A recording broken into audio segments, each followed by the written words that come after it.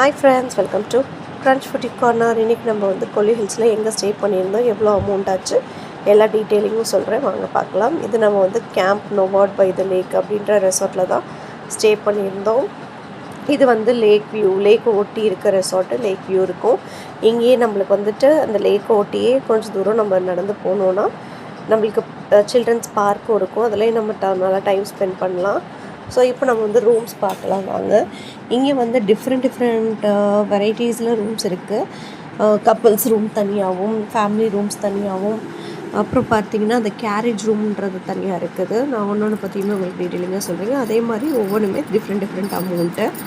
So இங்கே வந்து ரொம்ப அதிகமான ரூம்ஸ் எல்லாம் கிடையாது. ஒரு டோட்டலாக ஒரு 7 செட் ஆஃப் ரூம்ஸ் தான் இருந்துச்சு. நம்ம போயிருந்த அன்றைக்கி வேறு யாரும் லாகின் ஆகலை.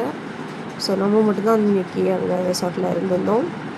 ஸோ பார்த்திங்கன்னா இப்படி தான் நம்ம சுற்றி அந்த நம்மளோட ரூமை சுற்றியுமே பால்கனி இருக்கும். அதில் வந்து நம்ம சுற்றி எல்லா இடத்தையும் பார்த்துக்கலாம், எல்லா வியூஸுமே பார்த்துக்கலாம். அடுத்து நம்ம வந்து ரூமுக்கு என்ட்ரி ஆகிறோம். உள்ளே பார்த்திங்கன்னா நம்ம வந்துட்டு 4 அடல்ட் + 2 கிட்ஸ்க்கான ரூம் தான் புக் பண்ணியிருந்தோம். அதுக்கு பார்த்திங்கன்னா டோட்டலாக 5 பெட் கொடுத்துருந்தாங்க. நம்மளுக்கு 2 ரெஸ்ட் ரூம் இருக்கும், ஒரு பாத்ரூம் இருக்கும், ஒரு அதாவது வாஷ் பேஷன் வச்ச மாதிரி ஒரு ரூம் இருக்கும்.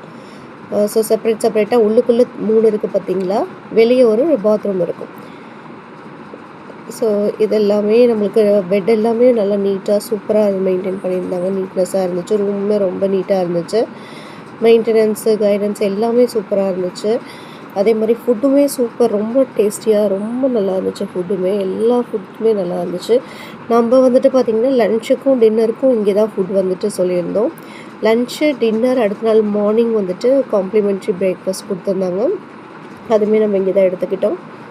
அதே மாதிரி ஏசி கிடையாது, நான் ஏசி தான். லாக் பாருங்கள் எவ்வளோ ஸ்ட்ராங்கான லாக்குன்ட்டு.